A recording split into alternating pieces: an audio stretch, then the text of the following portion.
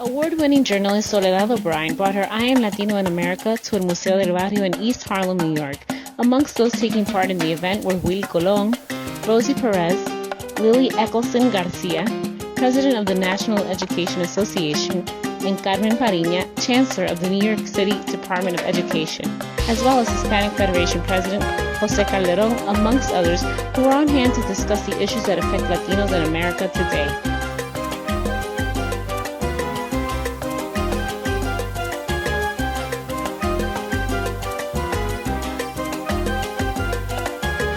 Everybody, I'm here with Soledad O'Brien. How are you? I'm well, thank you. Can you tell me a little bit about what we're doing here today, what you're doing? Sure.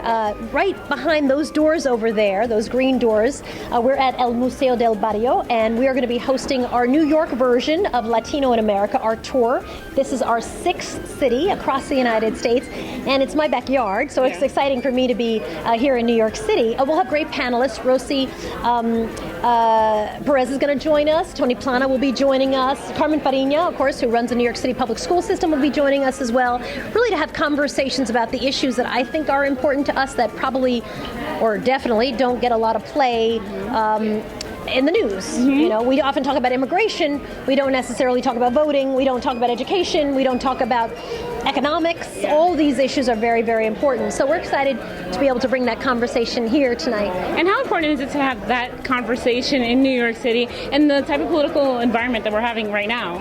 It's a completely insane political environment, and I've covered a number of political races, so it's been really interesting. And I think what's going to be fascinating is to look back and look at what impact the conversation around both immigration and Latinos generally had on the election and had on the future, frankly, of the Republican Party and the Democratic Party. I mean, I think you're seeing right now a debate, a fight over like what is the heart of these parties? What do they believe when it comes to Latinos?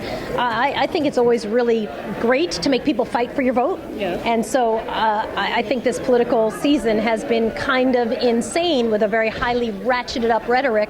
But it'll be interesting to see, you know, when we count all the votes, where it all fell. Yeah. Now, keeping with going with the political season, what are your comments, or what do you think about what Donald Trump said regarding the Latino judge? Oh yeah, I know so many things, but the judge residing upon his trial. Yeah, I mean, I think it's a real challenge for the GOP, right? On one hand, back in 2012, I interviewed Reince Priebus about what they called the autopsy, and they decided that if you go back and you Google autopsy for the GOP, you can see they had a very specific set of ways in which they were going to do outreach to minority communities, because everybody understands you cannot win an election if you aren't able to connect with minorities in this country. The demographics of America have shifted very dramatically. If you look at Mitt Romney, he took 29% of the Latino vote, was not enough to win. So I think that we're looking now at a candidate who's been very aggressive about alienating Latinos. The judge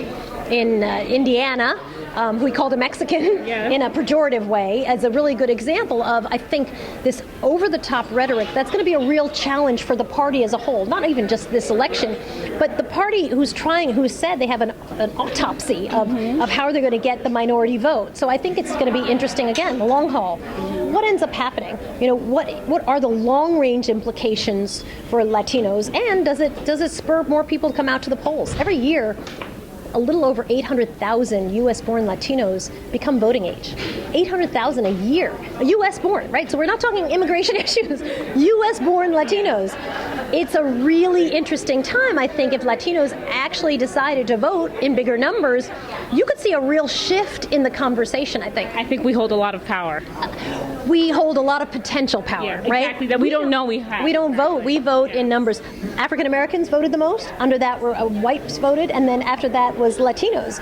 We're 16 percentage points behind white voters. 16 percentage points. That's insane. So you got to change that, because that power is what makes other people say we need to address the needs and the issues of this particular community, because they matter to us. And I'm not sure if we don't vote that people think we matter. Now, lastly, you're obviously a role model to Latinas, to young women. What's your advice to young women who are in any field that are obviously going to come by obstacles, maybe because of their race or because of their gender? What's your What's your advice? I think I have a two-tiered approach. Number one, I think you have to be very clear about the realities, right? I know that there are not very many women who look like us in journalism, so that's just a reality. At the same time, you can't let the reality depress you or sway you from what you're going to go for. But you have to be a realist. You have to understand sort of the system that you're working in and work to change that system at the same time. If you worry too much about what people think about you, you'll lose your mind. You literally will not be able to function, and you won't be successful. But you also have to be well aware of what's coming down the pike. And so I think my entire life I've tried to have a two-prong approach. I'm a realist, knowing what opportunities historically have been available. I'm willing to fight for my opportunities, but I also make sure that I don't let some of those statistics drag me down, because I just never get out of bed in the morning. Well, thank you so much, and congratulations with what you're doing. Thank you so much. Thanks for coming. We appreciate it.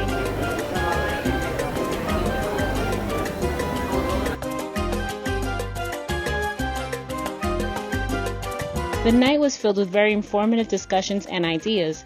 One of the topics touched upon was education, which is one of the most important issues concerning Latino families today. Well, I think first and foremost is in making sure that, especially those who don't speak English coming to our schools, start on equal footing. So in New York City, for example, we've increased our number of dual languages, almost double, plan on opening more in September.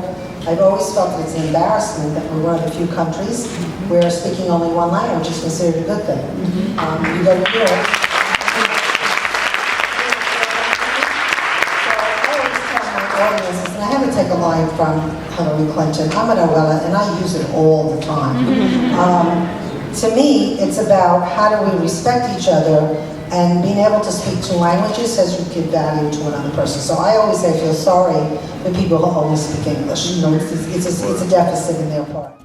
And Donald Trump will be a topic of discussion for years to come. Rosie Perez had some very interesting views on the way Latinos reacted to Trump's comments about Mexicans at the beginning of his campaign. When Donald Trump made that statement regarding Mexicans, I was outraged.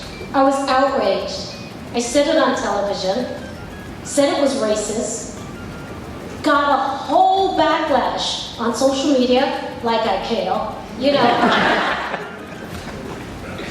But what did bother me was when I did see comments made by Latin Americans. Well, there are some rapists, and there are. I said, have you ever watched Cops? Most of the people that are arresting are white people. Have you ever watched Investigative Discovery, where those weirdo crimes and somebody taking someone? It's white people. I'm being funny, but I'm not. But you know, what really bothered me was that I was waiting for the marches. I was waiting for the protests. I was waiting for people to take that idiot down. Where were we? Where I was being told, calm down. No, not calm down. This is the time to get upset, to get angry, to get into that man's face. And I told them, I said, my cousin has a radio show, podcast, and I said, someone called in, and it was a Latin person, and saying, we're different. Let me tell you something. He's talking about Mexicans today. You're next.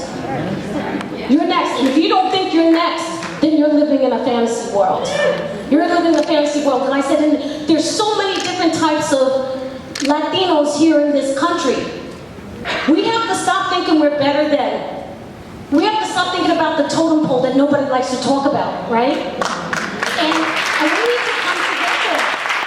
We really need to come together. He talked about the people in the past that put this together. We fantasize about the years, Willie Colon here with Fania and their political statements and their songs and the young lords. And where is that?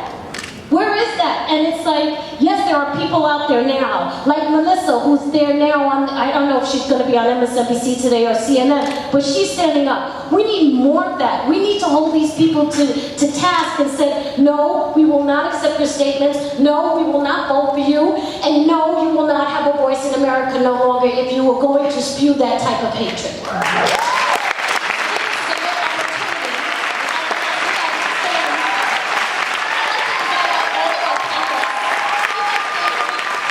For more information on the I Am Latino in America tour, visit IamLatinoInAmerica.com.